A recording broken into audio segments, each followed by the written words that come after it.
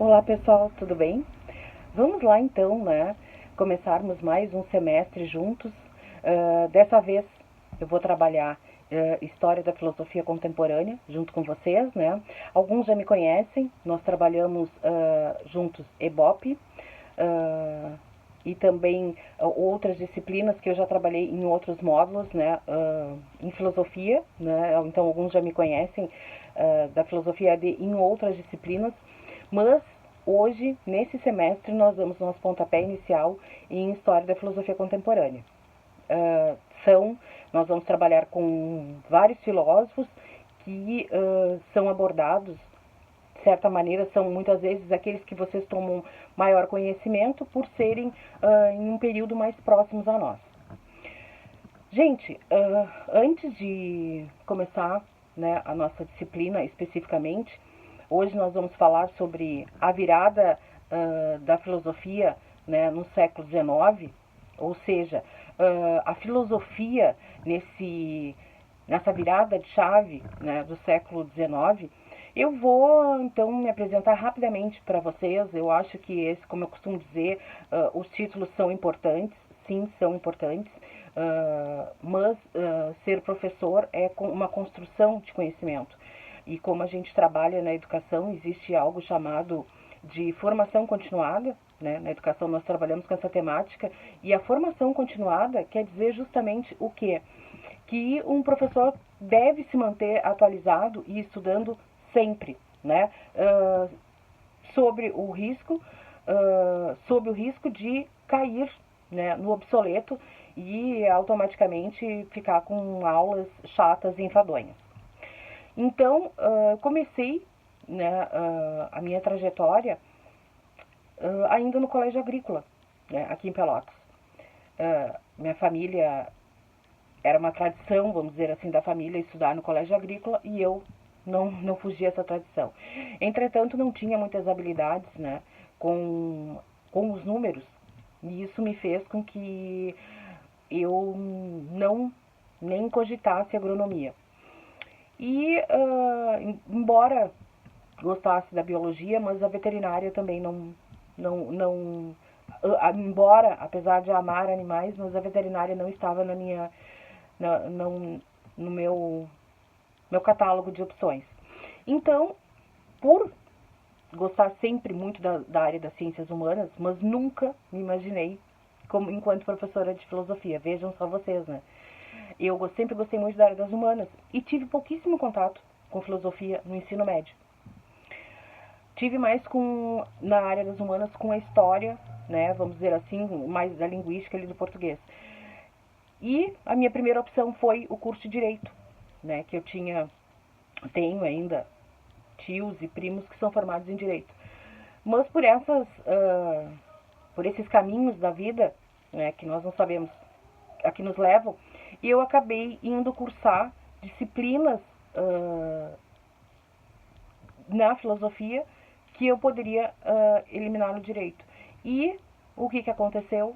Eu acabei, né, gostando da filosofia, né, e fiquei na filosofia, né, acabei me graduando na filosofia, me graduei em direito também, depois fiz o mestrado e o doutorado, fiz o mestrado em educação, depois o mestrado em direito e o doutorado em educação e o pós-doutorado em educação.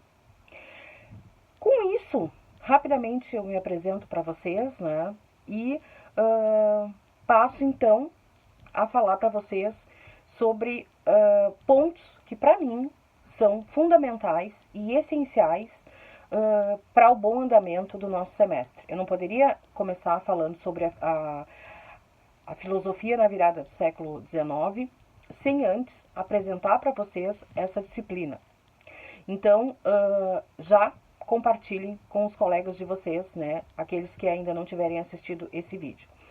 Gente, o professor, quando ele prepara uma disciplina, e vocês serão professores, ele prepara um plano, né, um plano de ensino. Este plano de ensino, pode ser alterado? Sim, pode. Pode ser alterado no decorrer do semestre, porque o professor vai percebendo determinadas mudanças na turma, né? Cada turma é uma turma, eu não posso engessar um plano de ensino. Mas ali está o mote e o norte das nossas aulas. Então, eu acho inconcebível que eu acho inconcebível que um aluno venha me perguntar, não é, muitas vezes à véspera do exame, se ele está em exame, não é? Então, senhores, nós estamos no ensino superior e o ensino superior prima pela autonomia acadêmica, não é? Então, o que acontece? Vocês têm que saberem, não me mandem e-mails perguntando várias vezes as datas, não é, das avaliações, nem tampouco a questão. Eu vou para exame, vocês já sabem, né, o quanto vocês têm que atingirem para ir para exame. Essa conversa, eu acho ela uma conversa, vamos dizer assim, reta, mas ela é necessária. Porque senão, o que acontece? Eu não tenho um aluno, né? Eu tenho uma turma com vários alunos. E eu não tenho só a UAB. A UAB a gente tem 20 horas. Então, vocês têm que, antes de mais nada, buscarem o plano de ensino de vocês. E irem se guiando por ali. Claro que, de repente, lá eu percebo, gente, tem uma aula que eles precisam trabalhar mais tal autor. Então, eu vou adicionar. Mas eu gostaria de deixar isso muito claro para vocês, tá? Se atenham nas avaliações, né? Porque as avaliações, quem já foi meu aluno sabe que eu não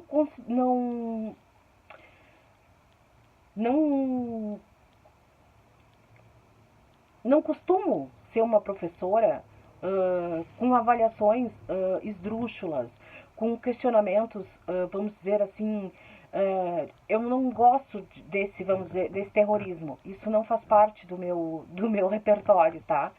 Mas o que eu quero dizer para vocês? Façam as avaliações a sério, tá? Porque se vocês, eu considero o seguinte, se o aluno teve todo o semestre para ser aprovado, por que ele vai recorrer aos 45 do segundo tempo? Ou seja, é toda a matéria. Então, não é, eu quero deixar bem claro o seguinte, não é o grau de dificuldade das minhas avaliações que aumentam. Não, são todas sempre no mesmo padrão, tá? O que acontece é que é toda a matéria. Entende? Então alguns dizem, bah, eu achei mais difícil. Mas não é que seja mais difícil. O problema é que se tu dividir uma empreitada, a metade, 50% primeiro e depois 50% depois, vai ser mais fácil do que tu levar todos aqueles tijolos em uma só vez. Tá bom? Então assim eu começo a nossa fala. O plano de ensino, com as datas das avaliações e com todas as considerações que nós temos, ou seja, com essas nossas regras, ele está postado na página. Então, eu gostaria que vocês comunicassem aos demais. Porque muitas vezes eu não tenho, quando eu vou ver o e-mail de vocês, eu não consigo responder em tempo hábil, né? Então, isso é que me preocupa um pouco, tá? Mas também não é preocupação. Gente, hoje então nós vamos começar falando, né? Nós vamos entrar na nossa disciplina, né, História da Filosofia Contemporânea, falando justamente nessa noção que é a virada da filosofia no século XIX. E qual a questão disso, qual a importância desse ponto? Eu não posso, quando a gente fala, quando nós trabalhamos, uma coisa é quando eu dou aula para o ensino, vamos dizer assim, para séries iniciais. Eu preciso que a criança entenda que existe uma, vamos dizer, hipotética linearidade, né, que é o que a gente chama a linha do tempo. Mas quando nós passamos para o ensino médio, porque ela precisa visualizar aquilo, quando nós passamos para o ensino médio e para o ensino superior, a gente já começa a trabalhar com uma noção, que é a noção de que a todo momento, em qualquer país, está sendo feita uma pesquisa e pode ser feita naquele período que nós trabalhamos, com aquele recorte temporal que nós trabalhamos, século XIX a século XX. O que eu preciso que vocês observem isso? E eu sempre falo, quem já foi meu aluno sabe disso que eu estou falando, que as disciplinas, elas são interdisciplinares, né? A gente tem que fugir um pouquinho aqui daquele positivismo que diz que, não, agora nós vamos estudar história, agora nós vamos estudar geografia e abre uma caixinha. Não é isso. E principalmente quando a gente fala na área das ciências humanas, ok? Nós precisamos deixar muito claro que, embora a gente acredite que existe uma linha do tempo, e aí estou tentando ser bem didática, pode acontecer justamente uma descoberta histórica que vai romper aquela linha e entrar naquele período, né? Ó, descobrimos tal estudo de determinado filósofo. Olha, descobrimos um texto novo do Foucault, por exemplo, né? Então, ali nós temos que acomodar naquele período. Então, quando eu falo para vocês que nós trabalhamos com uma disciplina que é a área das ciências humanas, ela não é exata, né? Diferente, por exemplo, se tu vais trabalhar com engenharia ou com arquitetura, se tu fizeres um cálculo errado, vai cair o PED. Quando nós trabalhamos com seres humanos, e aí nós pegamos, por exemplo, lá no próprio Heráclito, os seres humanos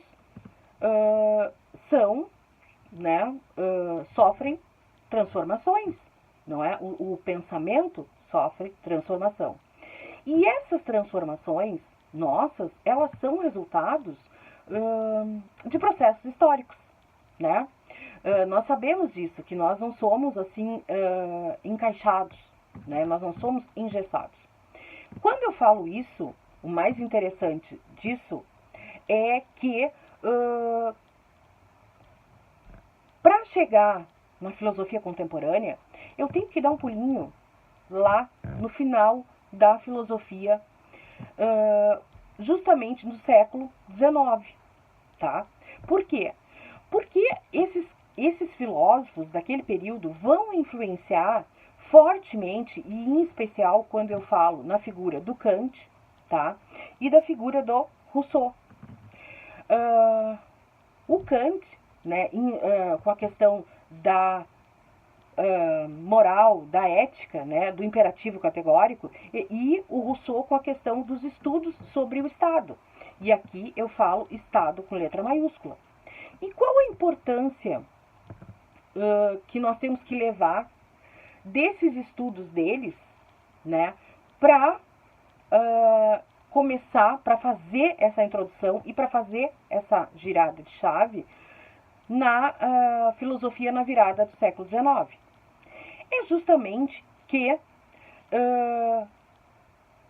o Kant tinha uma noção, a noção dele era a respeito da moral e da ética, uma noção muito, vamos dizer, engessada, né? E o Rousseau teve essa influência, né, na filosofia contemporânea com as questões do Estado. Gente, o que está acontecendo nesse período? E por isso eu convido vocês a revisitarem esse processo, essa questão desse processo histórico. O mundo sofre nesse processo influências fortíssimas do iluminismo, tá? E com isso, não tem como os filósofos que estudam a filosofia, a história, o direito, eles trabalham com questões, as ciências sociais, né, a sociologia, eles trabalham com questões que estão inerentes ao dia a dia dos seres humanos e com questões inerentes ao dia a dia da sociedade. Então, se a filosofia, se a história, se as ciências sociais, se o direito, se eles não se adaptarem a essa realidade social, ele cai no obsoleto, tá? Ou seja, hoje nós falamos no Foucault, nós falamos em Simone, nós falamos em Sartre, nós falamos em Kant, nós falamos em Rousseau, porque eles ainda são extremamente importantes nos estudos da nossa sociedade, do nosso dia a dia. E o que eu estou falando aqui para vocês, eu poderia falar, por exemplo, em uma aula no curso de Direito, tá? Em Filosofia do Direito. Poderia perfeitamente, porque se adequa perfeitamente. Como poderia falar para os meus alunos do ensino médio? Por quê? Porque eles vão precisar ter esse raciocínio interdisciplinar para trabalhar, para fazer um PAV, para fazer um Enem. E são esses alunos que vocês vão trabalhar. Entendem? Então, o que vai acontecer? Quando a gente fala no Kant e quando a gente fala no Rousseau, os dois pontos mais importantes que eles trabalham são justamente esses, né? A questão do Estado. Quem é esse Estado? Como esse Estado tem ou não a possibilidade de interferir na vida do cidadão? Até que ponto o público interfere no privado? Né? E o Kant, com o nosso imperativo categórico, na questão da moral, da ética, né? Age de uma maneira que a tua forma de agir fosse a mesma que tu gostarias que alguém agisse contigo. Então, eles se tornam referenciais muito importantes, tá? E o que vai acontecer? Quando, influenciado pelo iluminismo, né, e por todo um processo histórico que o mundo passa nesse período, um turbilhão de transformações históricas, o que vai acontecer justamente nesse momento? Vai acontecer que um filósofo, vários fazem essa abordagem, mas hoje, especificamente, que é essa girada de chave, como eu digo, tá, do século XIX para o século XX, nós vamos encontrar a figura do Hegel. O Hegel vai dizer justamente que não, ele não concorda com a questão do Kant, tá? E ele também começa a questionar essa questão do Rousseau e quebra também até mesmo com as noções do Aristóteles, né? Essa noção de Estado, né? Essa noção de polis, de política, de uma cidadania que só se desenvolve dentro da polis e com uma presença do Estado. O Hegel, ele se vocês lembram da moral, da ética, né, age de uma maneira que a tua forma de agir fosse a mesma que tu gostarias que alguém agisse contigo. Então, eles se tornam referenciais muito importantes, tá? E o que vai acontecer? Quando, influenciado pelo iluminismo, né, e por todo um processo histórico que o mundo passa nesse período, um turbilhão de transformações históricas, o que vai acontecer justamente nesse momento? Vai acontecer que um filósofo, vários fazem essa abordagem, mas hoje, especificamente, que é essa girada de chave, como eu digo, tá, do século XIX para o século XX, nós vamos encontrar a figura do Hegel. O Hegel vai dizer justamente que não, ele não concorda com a questão do Kant, tá? E ele também começa a questionar essa questão do Rousseau e quebra também até mesmo com as noções do Aristóteles, né? Essa noção de Estado, né? Essa noção de polis, de política, de uma cidadania que só se desenvolve dentro da polis e com uma presença do Estado.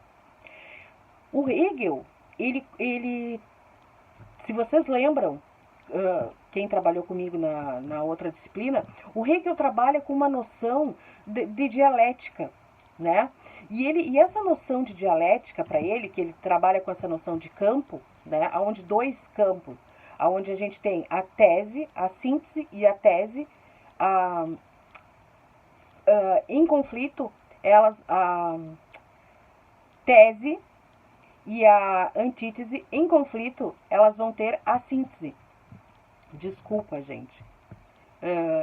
É que sempre essa parte ela é realmente conflitante. Quando ele trabalha, quando Hegel trabalha com a noção do campo, né, em que eu tenho uma síntese e uma antítese e eu vou ter uma tese, ele vai justamente perceber e dar uma noção de movimento, né? Então, dialética, como a gente observa, dialética vem de diálogo. O que ele vai considerar nesse momento? Ele vai considerar justamente o Hegel, quando ele faz essa ruptura e entra, né, na filosofia mais especificamente contemporânea, ele vai considerar que não, que nós seres humanos somos seres históricos, que sofremos forte influência do meio em que estamos inseridos. E se sofremos influência do meio em que estamos inseridos, nós somos resultado, por exemplo, da família, nós somos resultado da escola, nós somos resultado do espaço de trabalho em que estamos inseridos. Então, o que ele vai dizer? Nós não somos seres, como diria o Kant, que temos que seguir uma noção única e que não podemos sofrer, vamos dizer assim, nenhum tipo de transformação. O Hegel não. E ele vai acabar influenciando outros filósofos, como na sequência a gente vai ver o próprio Karl Marx, né? Ele vai trazer essa noção dele de dialética, né? E vai justamente destacar o quê? Que nós temos essa possibilidade, né? E isso vai ter uma leitura de ética diferente, né? E quando a gente fala numa leitura de ética, a gente está falando numa leitura do que seria uma leitura de um espaço social, né? Aonde passa a ser considerado não mais aquela questão, passa a ser considerado a questão mais da figura do individual, ou seja, eu tenho um direito que me pertence pelo fato, por exemplo, de eu pertencer a uma minoria e não me enquadrar com as pessoas, como se diz, tenho que ser um homem laranja, né? Esse é o padrão. Não, ele passa a dizer que não existe um padrão de cidadão e que nós temos que respeitar essa peculiaridade.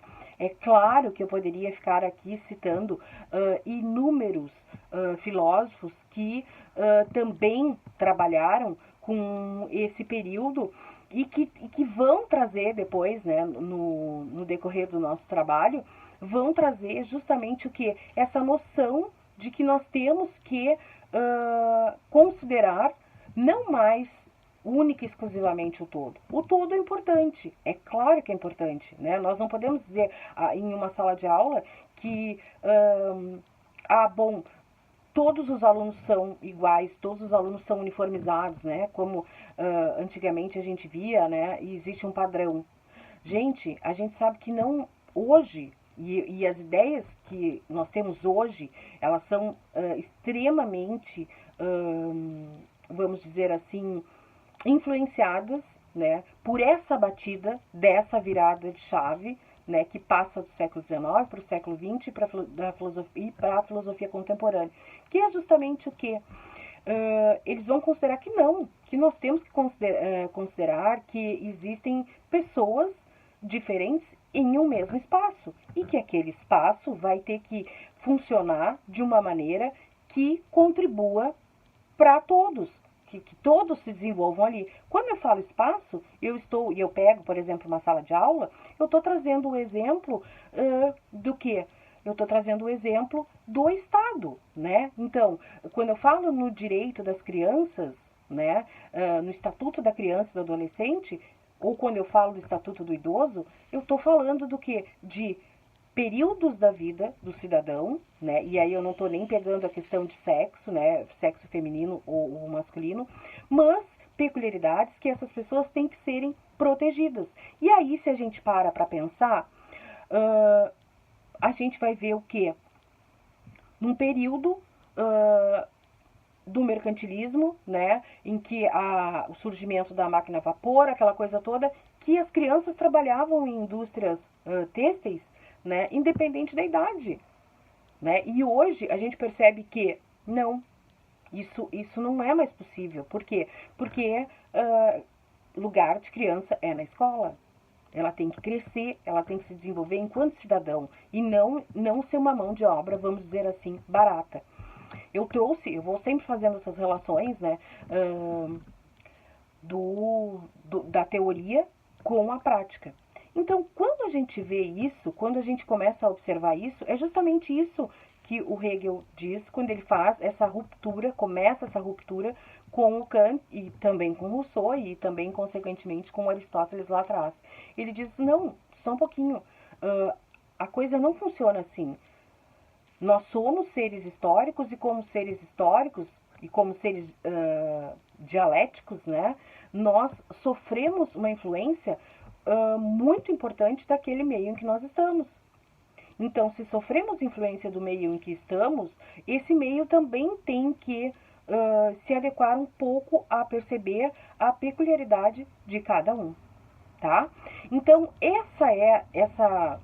vamos dizer assim, esse pontapé inicial da nossa aula é fundamental para que vocês percebam o quanto os filósofos que vieram antes, todos foram importantes. Então eu não posso tratar, embora eu esteja trabalhando com uma disciplina de história da filosofia, eu não gosto de tratar a história como uma reta, uma linha do tempo, como a gente sempre se deu conta, e que não cabe nada, sempre cabe, porque se não coubesse, nós não teríamos as pesquisas, e as pesquisas são descobertas todos os dias.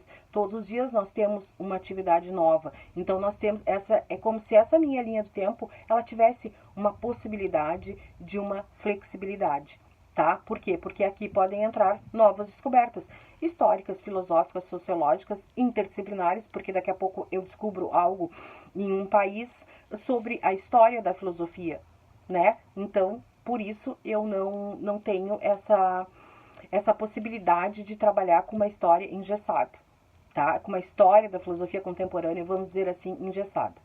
Outra coisa que eu gostaria de dizer para vocês é que, e já agora me encaminhando, né, para o final da nossa aula, é que eu sempre costumo deixar um texto, né, em anexo para vocês, tá? Então, o vídeo e texto. E por isso que eu digo que se vocês, nas avaliações, o que cai? Vai cair a aula e o texto. Por isso que eu digo, então, não deixem para acumular, né, essa matéria toda, porque daqui a pouco tu tá com... Os textos eu não costumo deixar textos científicos de 20, 25 páginas, tá?